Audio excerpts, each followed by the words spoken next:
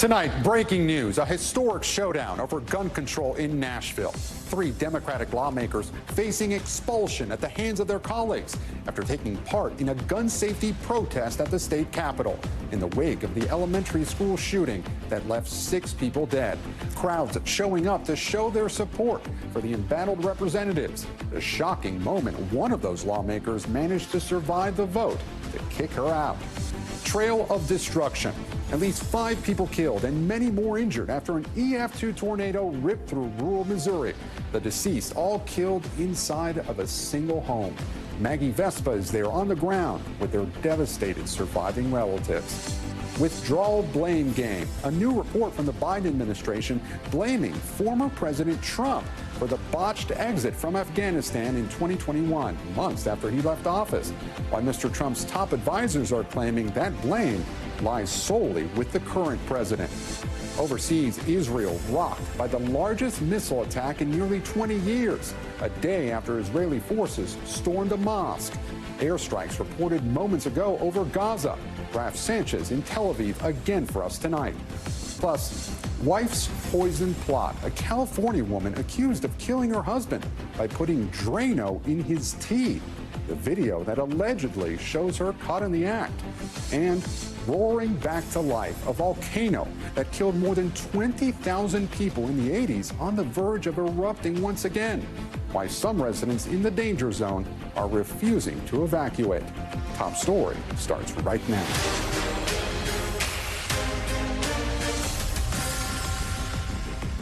Good evening, I'm Gabe Gutierrez in for Tom Llamas. We begin Top Story tonight with the dramatic scene unfolding in the Tennessee state capitol at this hour. Members of the state house holding a vote to decide the fate of these 3 Democratic lawmakers after they staged a gun safety protest on the House floor. Their Republican colleagues accusing them of disorderly behavior, but the crowds of gun control advocates greeting them as heroes. Their protest, a direct response to the shooting at a Nashville elementary school that left 6 people, including 3 children, dead. The first lawmaker standing up for a vote, Representative Justin Jones, expelled from the House by a vote of 72 to 25. But in a stunning twist, Representative Gloria Johnson surviving her vote by a tally of 65 to 30. Johnson asked why she was able to retain her seat while her colleague, who is black, was not, had this to say. I will answer your questions. It might have to do with the color of our skin. Johnson emotional as she embraced Representative Jones in the halls of the Capitol as lawmakers decided the fate of their colleague, Representative Justin Pearson.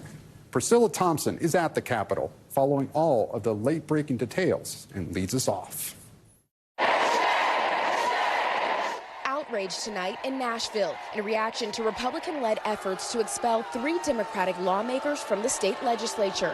I hereby declare Representative Justin Jones of the 57th Representative District expelled from the House of Representatives of the 113th Assembly of the state of Tennessee. The 3 Democrats in question, State Representatives Justin Jones, Gloria Johnson, and Justin Pearson, were accused of disorderly behavior following their participation in a demonstration on the House floor last week. We need action! We need action! They joined advocates calling for stricter gun safety measures following the mass shooting at the Nashville private school that left 6 people dead on March 27th. Their chants with a bullhorn from the podium in the House well led to today's showdown. We called for you all to ban assault weapons, and you respond with an assault on democracy. While Tennessee's constitution allows for any member of the state legislature to be expelled with a 2/3 vote, it has only happened 3 times before. Demonstrators today filled the halls of the state capitol. But arguments from Democrats did little to sway the Republican supermajority.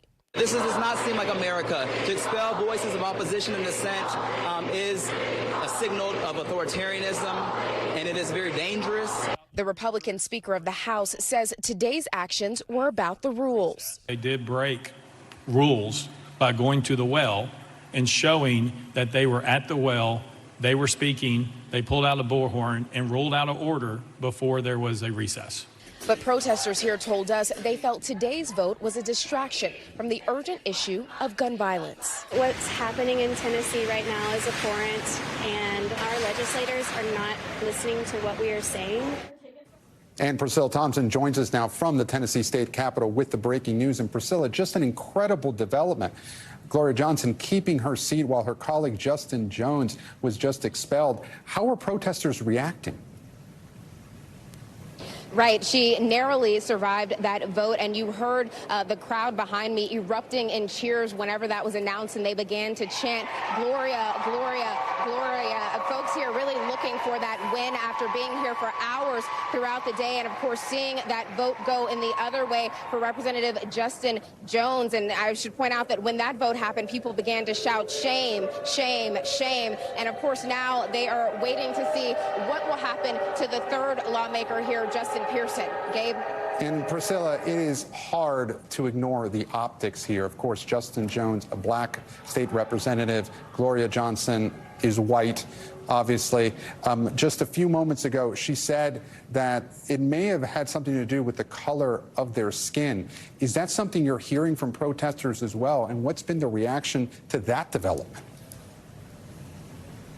Yeah, that is something that we have heard from protesters here. We overheard one person saying they saved the white lady. And so that is certainly a mood and a feeling on the ground here. And I will point out that when Representative Jones was speaking on the floor earlier today as he was defending his case, he accused Republicans of treating him as though he was a, quote, uppity Negro who needed to be put in his place. And so you feel the underlying racial tension here. At one point, some of those lawmakers calling this a, quote, political lynching. So that sort of dynamic is certainly not lost on so many people here, both the lawmakers and the demonstrators who have turned out in support of them. Gabe? Some very strong language there, Priscilla. And Justin Jones now, he will be outside of the legislature.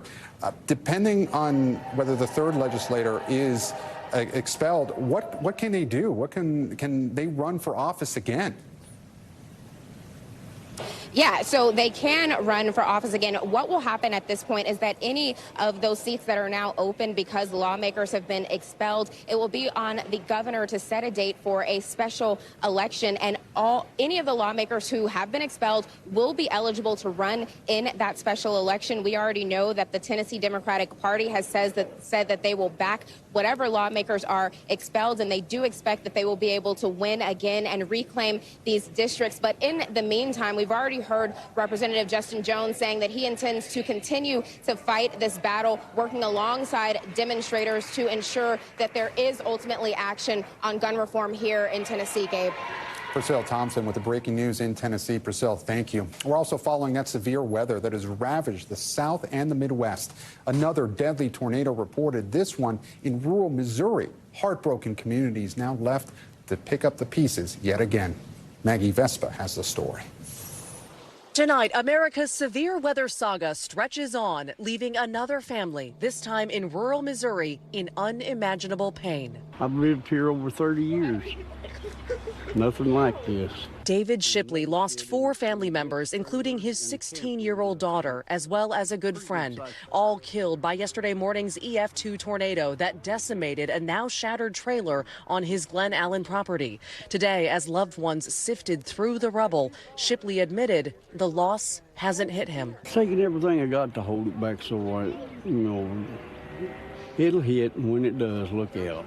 In addition to the 5 killed, 5 more were wounded in yesterday's storm. That tornado, packing winds well over 100 miles per hour, close to 90 homes were damaged or destroyed.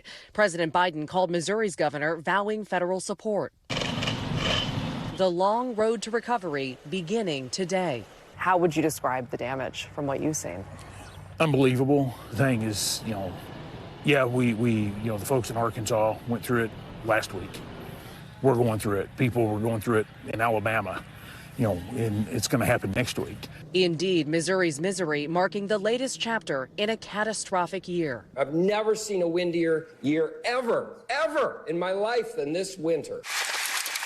The same system slamming Illinois and Kentucky. In Louisville, an EF1 tearing storefronts to shreds. The coroner confirming a flying tree branch hit and killed a 30-year-old man walking his dog. In all, seemingly endless waves of severe weather leaving dozens dead across the Midwest and South. Tonight, the warnings continue with millions in Texas bracing for possible flash floods and in the Northeast, more severe storms.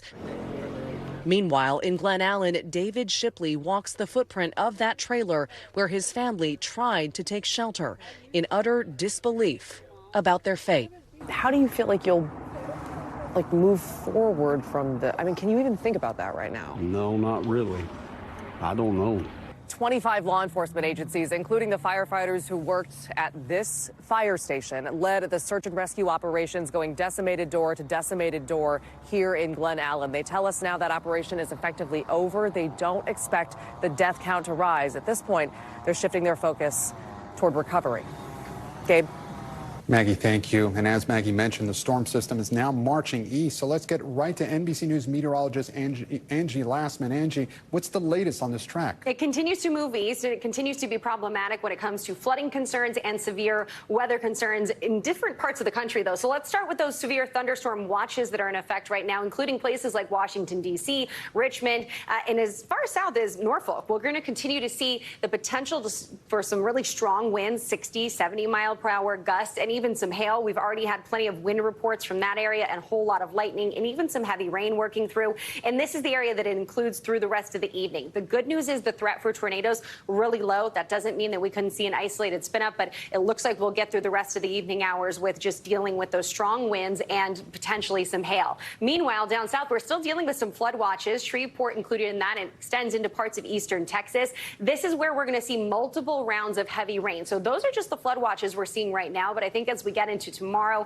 even as we get into Saturday, those flood watches will be extended into parts of the southeast as we have multiple rounds of heavy rain working through still with this same system. Here's what we're expecting when it's all said and done. You can see where we're dealing with the orange. That's about 3 inches. We could see isolated amounts up to 6 inches, though. Really problematic when we're talking about an area that's already fairly saturated from the past couple of weeks of rain. And this is something that we'll deal with into your Friday and Saturday plans. Just watch this. If you're in places like Atlanta, Raleigh, Charleston, that's all going to be tough for travel ahead of Easter weekend. Angie Lastman, thank you. A lot of rain to watch out for, but thankfully the tornado threat has dissipated. Angie, thank you. Now to Washington, a new national security report largely blaming the Trump administration for the chaotic U.S. withdrawal from Afghanistan 2 years ago. Kristen Welker is at the White House with details. Tonight, nearly 2 years after the deadly and disastrous American withdrawal from Afghanistan, those stunning images of Afghans desperately chasing U.S. planes and the airport terror attack, which killed 13 U.S. service members, the Biden administration releasing its after-action review, trying to pin much of the blame on former President Trump, who had left office 8 months earlier, including citing sharp drawdowns of U.S. troops. It is also undeniable that decisions made and the lack of planning done by the previous administration significantly limited options available to him. Though acknowledging the Biden administration should have started the evacuation earlier. Despite facing withering criticism, President Biden at the time called the withdrawal a, quote, extraordinary success. No nation has ever done anything like it in all of history. And today, this pushback from a White House spokesperson. For all this talk of chaos, I just didn't see it. Not from my perch. I just won't buy the whole argument of chaos. It was tough in the first few hours. But a former top Trump official tonight firing back.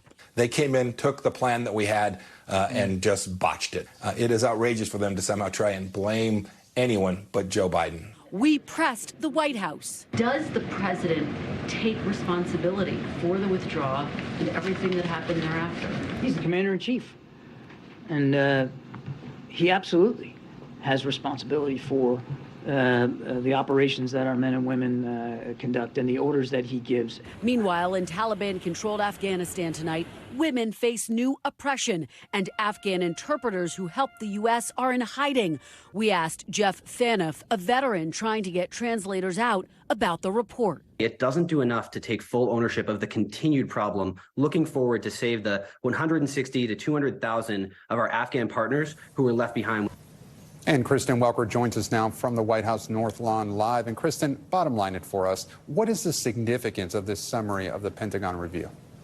Well, Gabe, first of all, the importance of the findings is that the administration has now acknowledged there were mistakes made, including that they just didn't evacuate people quickly enough. According to this White House summary of the Pentagon review, that practice has now changed. They cite the war in Ukraine as an example of when the administration very publicly called for evacuations before people's lives were at risk. Still, though, Gabe, this summary is controversial because it aims to place the blame on former President Trump, as I just laid out. Republican Congressman Michael McCall called that, quote, disgraceful and flat out insulting. Gives you a sense of some of the backlash they're getting so far. Yeah, Gabe. Quite the blame game, Kristen. Has there been any update on those, on trying to get those U.S. interpreters out? Yeah, well, Jeff Faniff, whom I interviewed in the piece you saw there, says his group has gotten about 2,500 allies out of Afghanistan so far and hopes to help at least 1,000 more this year. But again, big picture, think about it. There are an estimated 150 to 200,000 who are still there facing dire circumstances, even the threat of death in some cases. So there is immense urgency to get these allies to safety, and soon. Gabe. Kristen Welker at the White House. Kristen, thank you. We're also following breaking news out of Gaza, where Israel's military is carrying out airstrikes. The strikes come after dozens of rockets were fired into Israel by Lebanon in what's believed to be a response to an Israeli police raid at a mosque in Jerusalem. The escalating violence coming during Passover and Ramadan. So let's get right to Raf Sanchez, who joins us now from Tel Aviv. And Raf, what's the latest on these strikes in Gaza that we're hearing about? Well, Gabe, Israeli jets are hitting targets belonging to the Hamas militant group. The Israelis say they have so far struck tunnels and weapons manufacturing facilities inside Gaza.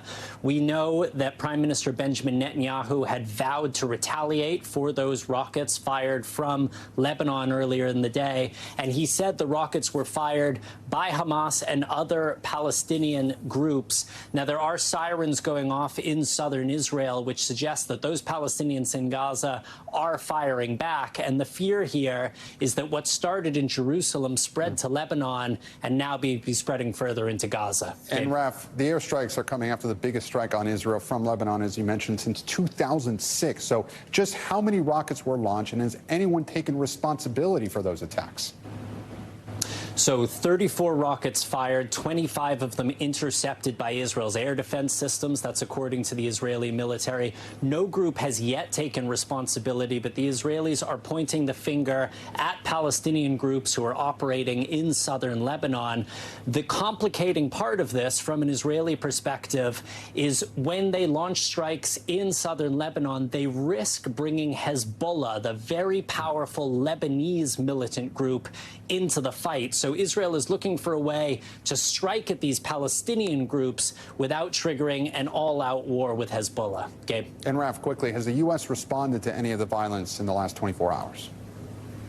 Yeah, so the U.S. has said they are very concerned about what happened at the Al-Aqsa Mosque in Jerusalem, where you saw Israeli police going into the third holiest site in Islam, beating Palestinians inside. Police say they had no choice because Palestinians had barricaded themselves inside. But the U.S. is also saying that Israel has the right to defend itself from rocket fire like the kind we've seen from Lebanon, and that the U.S. stands with Israel in moments like this. Gabe. Raf Sanchez in Tel Aviv. Raf, thank you. There are also growing tensions tonight between the U.S. and China after House Speaker Kevin McCarthy and a bipartisan group of U.S. lawmakers met with Taiwan's president. A bipartisan congressional delegation also traveling to Taipei, despite strong condemnation from Beijing. Courtney Kuby is there with details. Tonight, despite threats from China, including this warship seen off the coast, a top delegation of American officials arriving in Taiwan for critical high-level talks. The bipartisan group meeting with Taiwan's Vice President Lai and later this weekend, President Tsai, after her historic visit with House Speaker Kevin McCarthy in California. Taiwan is grateful to have the United States of America by our side. China blasting the show of support from the U.S. for Taiwan, vowing to firmly defend national sovereignty and territorial integrity. China says the island democracy of Taiwan is part of its territory. The United States stands by you and will protect you. Tonight, a top House Republican, Michael McCall, saying the U.S. needs to arm and train Taiwan's military. While Taiwan's vice president says they are already on the front lines of combating China's authoritarianism, U.S. intelligence says China's President Xi has instructed his military to be ready to invade Taiwan by 2027. We met Enoch Wu, a former Special Forces soldier, now using his training to prepare Taiwan's civilians to be ready. It was important for us to stand up a volunteer corps trained in crisis response. He believes the threat of an invasion is higher now than ever. If you can't defend it, it's not yours. Protecting Taiwan, protecting our home is our own responsibility. And Courtney Kuby joins us now from Taiwan. And Courtney, you've been there on the ground for days. So what's the response to the U.S. delegation there? And what's the feeling surrounding any anticipated military action? So the Taiwanese government and people are thrilled with the show of unity that they've already gotten with the meeting with House Speaker Kevin McCarthy in California yesterday, or on Wednesday, with this delegation who's here now. They've already met with Vice President Lai. They're scheduled to meet with the Taiwanese president once she gets back from her transit in the U.S. So the show of unity has been very well received. The Chinese, on the other hand, are very upset about that show of unity. You know, of course, that there is this one China policy. Because of that, China believes that any kind of show of unity between the U.S. and Taiwan violates that policy and threatens their sovereignty. We've heard a lot of fiery rhetoric out of the Chinese government already. We've seen a little bit of military movement so far. They've put an aircraft carrier south of us here in Taiwan. They've got a couple of Coast Guard ships that are patrolling the Taiwan Strait. But it's nothing compared to what we saw after then Speaker of the House Nancy Pelosi's visit here last summer. There's a lot of belief that we could see more action, more military force, but so far it's been relatively muted on that in that respect. Courtney Kuby in Taiwan for us. Courtney, thank you. Staying overseas now, a Russian court is set to hear an appeal on the detention of jailed American journalist Evan Gershkovich. A Wall Street Journal reporter was detained last week and accused of spying, a charge the paper and the Biden administration vehemently deny. The Moscow City Court has said it would hear the appeal on April 18th. Now, former U.S. ambassador to Russia and NBC News international affairs analyst Michael McFaul joins us now. And Ambassador McFaul, at the hearing, the court could uphold Gershkovich's continued detention, could order him moved to another jail, or allow him house arrest, or even grant him bail. Which scenario do you think is the most likely? That they'll keep him in jail. I think the other are highly unlikely. That doesn't happen very often in that system. I hope, of course, it would, but my prediction is they'll keep him right where he is. And the U.S. government has called for Gershkovich's immediate release. The Secretary of State, Anthony Blinken, said Wednesday he had no doubt that the journalist had been wrongfully detained. So how are these circumstances different than those of Brittany Griner, who was arrested on drug charges? Well, he's being accused of espionage, right? He's being accused as a spy. That's a much higher crime with longer term sentencing, if God forbid it should come to that. The State Department is working through that process to make him designated as wrongfully detained. And when you do that, that then puts a special person and a special part of the State Department involved in the negotiation around him. There are two other Americans, for instance, that are held. One, Paul Whelan, has that designation. The other, Mark Fogel, doesn't, for reasons I don't quite understand. But once he has that designation, it, if you will, escalates it into a more serious negotiation between the two countries to try to get him out. And Ambassador, with the release of Griner, the Biden administration has demonstrated a willingness to engage in prisoner swaps. Is that their only option here again, or is there anything else they can try? You know, there may be some things they can try, but I don't think this will be solved unless it's a political decision. Remember, there's no rule of law in Russia anymore under Vladimir Putin. I'd be shocked if through due process or a real legal process, Evan Gershkovich was released. So tragically, I think the Biden administration is going to face a really hard decision about trading again. I supported the last trade. It was a hard call, but I think it was the best of really bad outcomes. And tragically, they're right back to having to try to decide for a journalist who just was doing his job. And what's also very different about this it's important to remember he was registered at the Ministry of Foreign Affairs as a registered journalist for doing his job, which makes it, I think, all the more outrageous that they decided to arrest him. Ambassador McFall, thank you so much for joining Top Story. Back here at home, in the alarming report detailing decades of church sex abuse in the Baltimore Archdiocese. The Maryland Attorney General's office making the report public after a 4-year investigation. The authors uncovering hundreds of alleged child abuse cases and calling out church officials who they say not only covered up the abuse, but in some cases paved the way for it to continue. George Solis has more. Far worse than ever imagined. New and harrowing details following a 4-year investigation into Maryland's Catholic Church, now revealing the scope of sex abuse and torture going back 80 years. Today, certainly in Maryland, is a day of reckoning. The revelations in the middle of Holy Week coming in the form of a heavily redacted 463-page report by the Maryland Attorney General's office. Yet it still details how 156 clergy and other church officials throughout the Archdiocese of Baltimore tormented more than 600 children from the 1940s to 2002. This is a full accounting. There are details of repeated, tortuous, terrorizing, depraved abuse.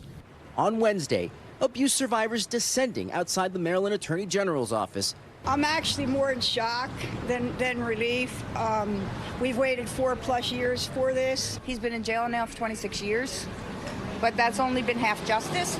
The other half has been today with the release of this report where we can expose the hideous cover-up of the Archdiocese of Baltimore.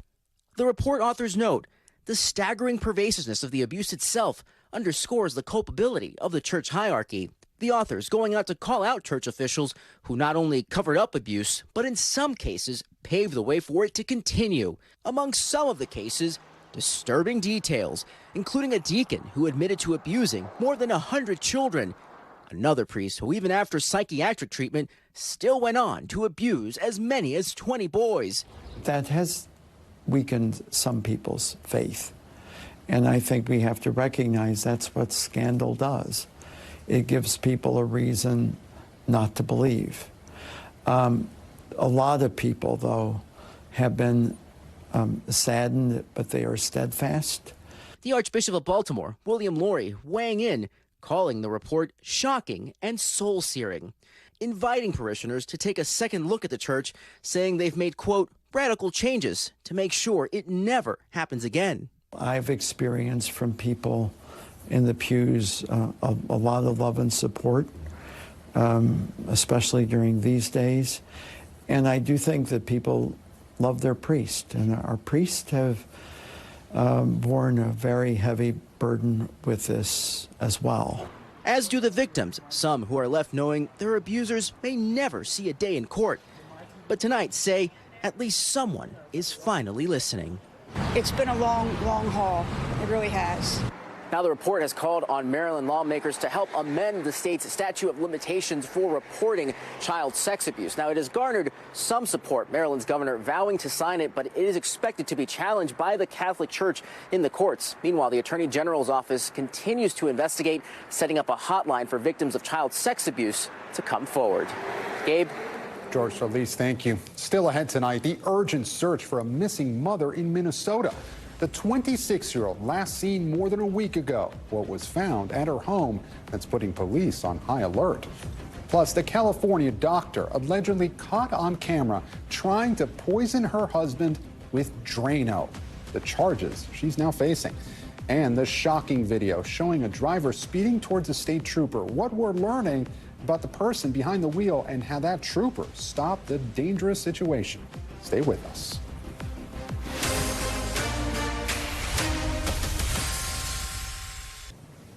We're back now with the shocking images of an alleged poisoning. A dermatologist in California accused of poisoning her husband by pouring Drano into his tea. She insists she was using it to kill ants. But this week, a grand jury indicted her on felony charges. Ayala Charles has more. These surveillance images allegedly show a poison plot caught on camera. a California dermatologist now indicted by a grand jury, charged with attempting to repeatedly poison her husband with Drano by pouring it into his tea.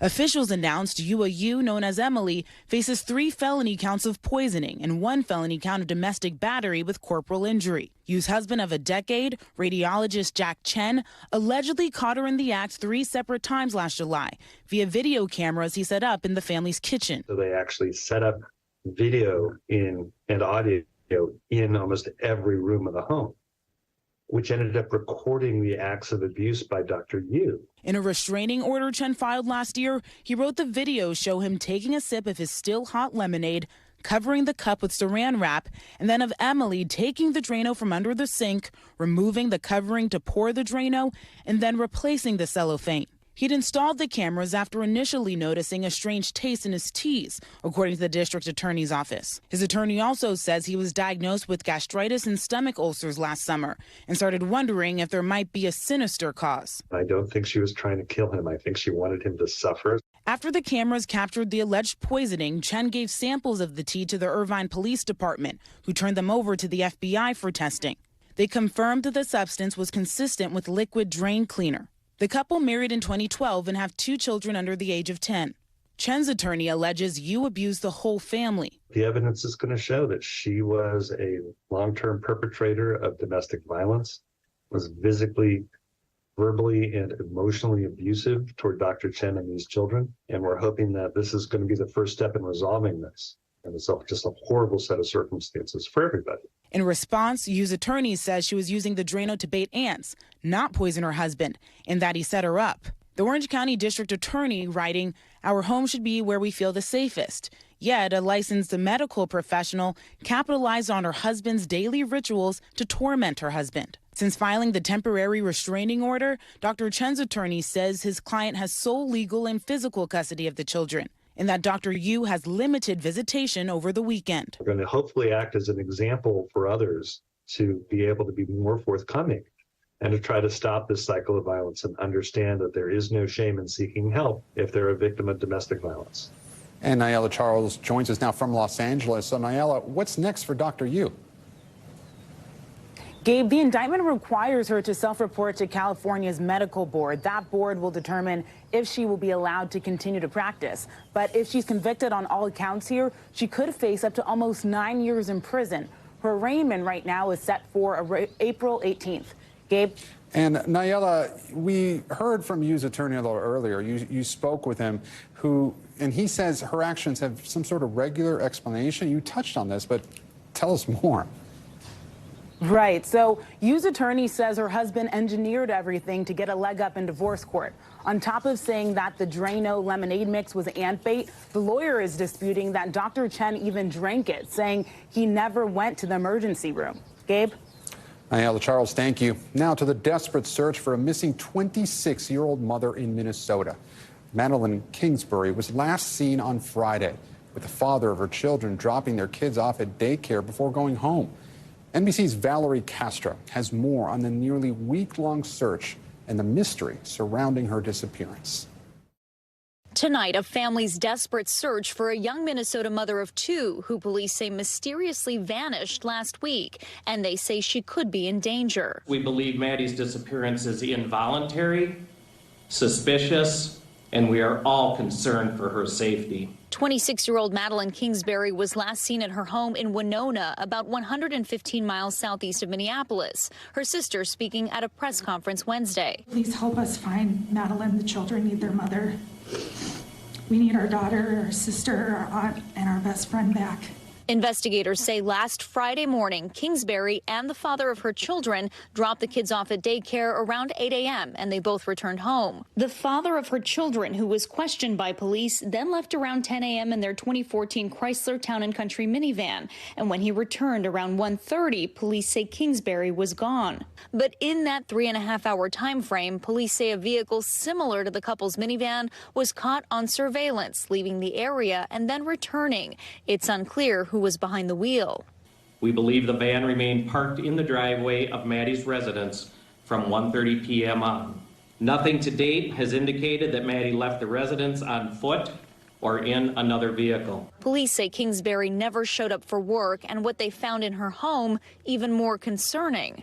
Inside the residence, investigators located Maddie's phone, the jacket she had been wearing earlier in the morning, along with her wallet and ID. Police calling on the public for help, issuing maps and asking them to focus searches on these specific areas, check out any buildings and property for disturbances, and scan home surveillance video for anything unusual. We will remain loud about this and continue to advocate for Madeleine any way, shape, or form. Her family grateful and hopeful. This community has really rallied around us, and so many wonderful people have traveled from all over the state and beyond to come and help find my sister, and we're beyond grateful and we're truly touched.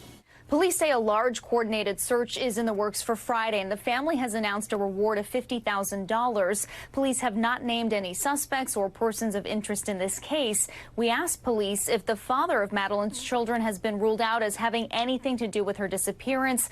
Police tell NBC News that's not information they can share at this time. Gabe. Valerie, thank you. When we come back, an update on the death of a beloved star from The Wire. Actor Michael K. Williams died of a drug overdose in 2021. The man just pleaded guilty in connection to his death. Stay with us.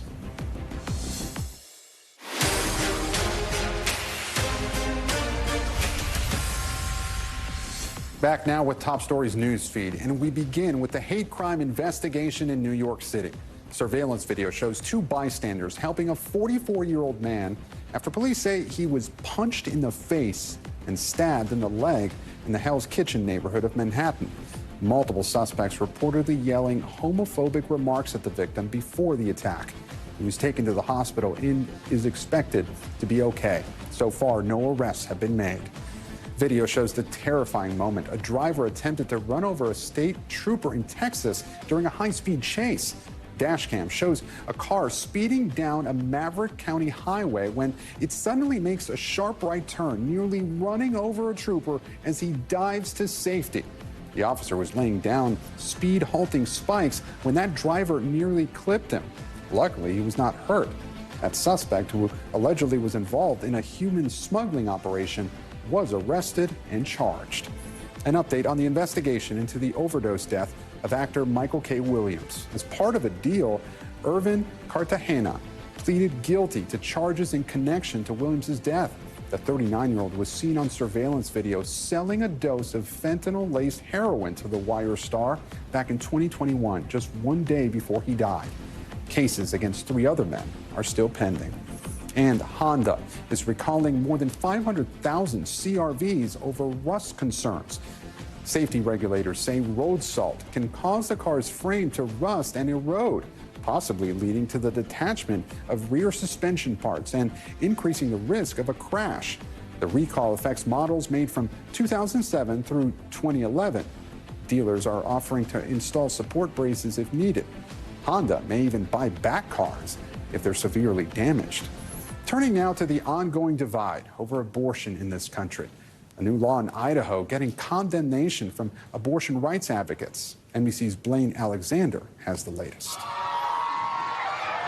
It's been nearly 10 months since the end of Roe v. Wade and the beginning of abortion access falling solely under state control, with major developments in 4 states this week. In Idaho, the governor signed a controversial new law making it a felony for non-parent adults to help a minor cross state lines for an abortion, the first law of its kind nationwide. Planned Parenthood is slamming the measure as extreme, saying it will put young people in dangerous and isolating situations. What would you say to critics who call this unnecessarily cruel?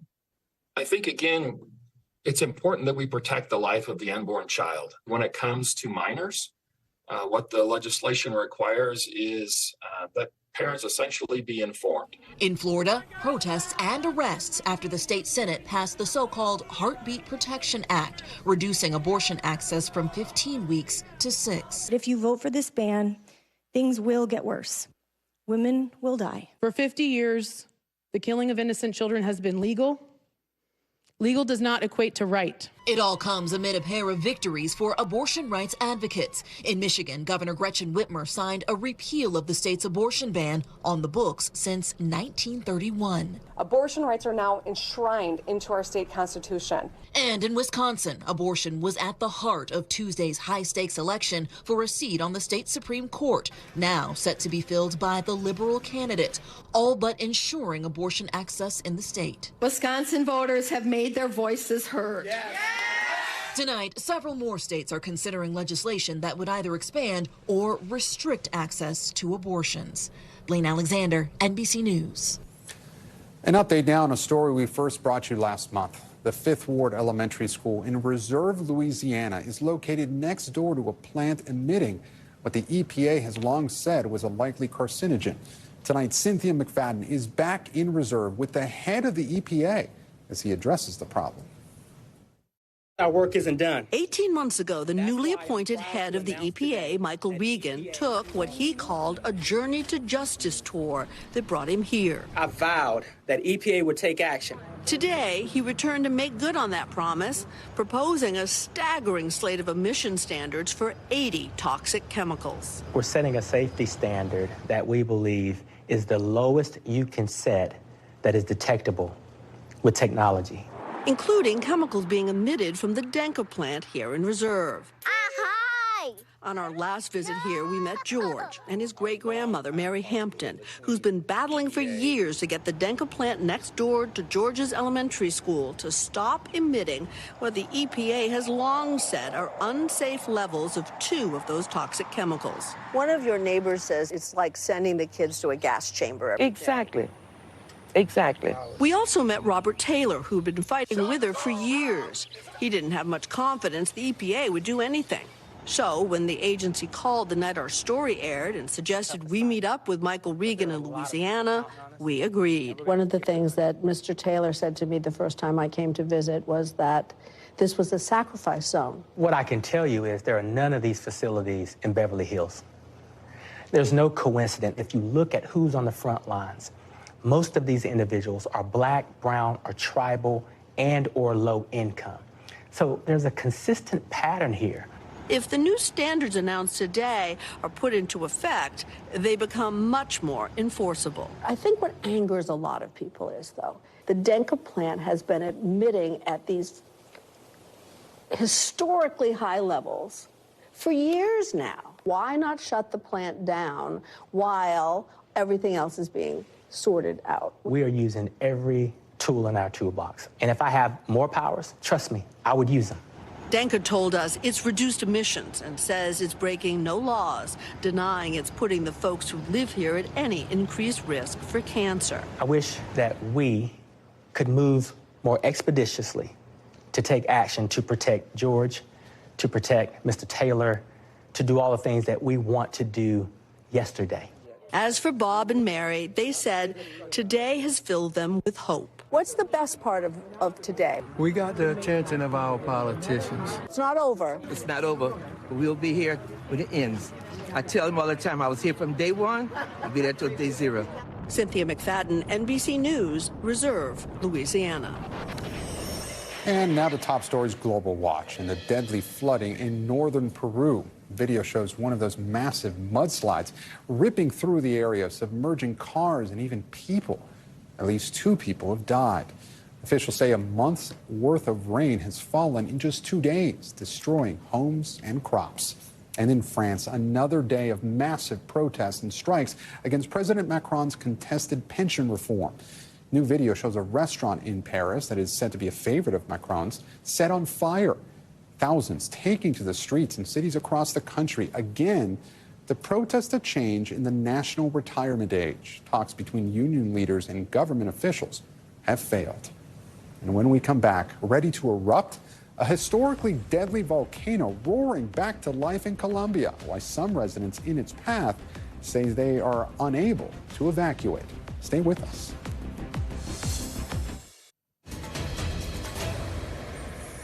Now to the Americas and Colombia, where a volcano that erupted in the 80s is leaving more than 20,000 people dead, could be erupting again in the next few days. Authorities are preparing as best they can to to avoid another tragedy. Juan Venegas has the latest. After 37 years, one of the world's deadliest volcanoes in recorded history is awake and could erupt once again. Located in western Colombia, the Nevado del Ruiz left an estimated 25,000 dead in 1985 after triggering a massive mudflow that buried entire villages. And then we have the first pictures now from that catastrophe in the South American country of Colombia, where a volcano erupted during the night once, possibly twice, killing as many as 15,000 people, perhaps as many as 25,000. Survivors pulled from the mud left homeless as international aid had to be sent to Colombia. Tragic images reminding authorities of the dangers of a new possible eruption after volcano activity increased in the last few days. The Colombian Geological Service recording a significant increase in seismic activity with the highest number of daily earthquakes since 1985. The alert level there now set to orange, which means an eruption could occur in the next few days or weeks. Solicitar firmemente a los consejos locales de gestión de riesgo, a los consejos regionales, agilizar las evacuaciones preventivas que ya se han ordenado.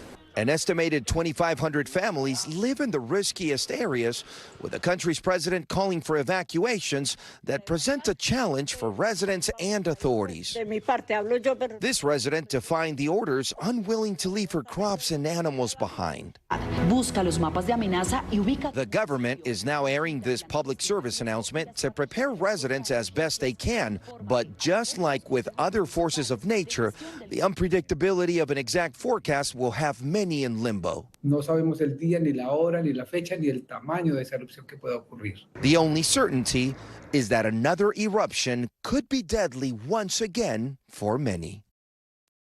And Colombia's Civil Defense Agency has activated hundreds of volunteers ready to jump into action if necessary in the next few days, with seismic activity now registering earthquakes as high as 3.9 on the Richter scale at the volcano. Gabe? Quad, thank you. And when we come back, remembering a very special member of the NBC News family, correspondent David Bloom, dying suddenly in Iraq 20 years ago today. We'll take a look back at his remarkable career and his legacy, living on through his family. That's next. And finally tonight, we're remembering one of our own. 20 years ago, our NBC News colleague David Bloom died while on assignment in Iraq due to a blood clot. Lester Holt sat down with David's wife and producer to talk about his tragic death and the legacy he left behind. This is the U.S. Army's 3rd Infantry Division. We're with the 2nd Brigade, the 315 Infantry. It's where he liked to be on the big story, out front. David Bloom rolling into combat on live TV with the Army's 3rd Infantry Division, trailed by a customized satellite truck known as the Bloommobile. Basically what we've done is we've established the ability to transmit live from this vehicle using a pretty sophisticated camera which can be outside the vehicle and take the bumps and the jars. Paul Nassar was David's producer on the journey. We're just rolling along. It's nighttime now. The difference with the Bloommobile is it was the first time that you had live television on the move in the middle of an invasion. Time we're under attack right now. David traveled aboard a cramped tank recovery vehicle. What was your level of concern about him going off and working in a battlefield? I was very concerned, and what I knew about David, though, is that's the only place he would be. He really had a calling to be a journalist. His wife, Melanie, worried about the war, unaware he faced another threat. 2 nights before his death, he had called me and he said, you know, I just can't sleep another night in that tank with my knees pulled up to my chest. I've been having these leg cramps. What no one, including David, knew, he had developed a blood clot. The day that he died, he kind of woke up and he said that he wasn't limping anymore. It had gotten much better. And we were all relieved, but what was evident now is that the blood clot had moved from behind his knee to other parts of his body. Specifically, his lungs, where a pulmonary embolism proved fatal. David was just 39 and left a wife and 3 young daughters behind. After David's passing, Melanie committed herself to increasing awareness about deep vein thrombosis, DVT, the condition that took David's life and affects hundreds of thousands of lives each year. 50% of the time there are signs of a clot in your leg, and those signs can be swelling, redness, pain, cramps in David's case. But 50% of the time it's silent, and you don't really know that the clot is there. The message, she believes, is getting through. I think changes have been made. People now are aware when they get on planes to get up and walk around, stretch their legs. Do you think his story has ultimately saved lives? I know that it has saved lives. I really do believe that. And David dedicated his life to informing the American people in his role as a journalist. And I couldn't think of a better legacy for him than to inform the American people about what took his life. David's legacy still inspiring journalists around the world, including me. Our thoughts tonight are with his family. And thanks so much for watching Top Story. I'm Gabe Gutierrez in New York. Stay right there. More news now is on the way. Thanks for watching our YouTube channel. Follow today's top stories and breaking news by downloading the NBC News app.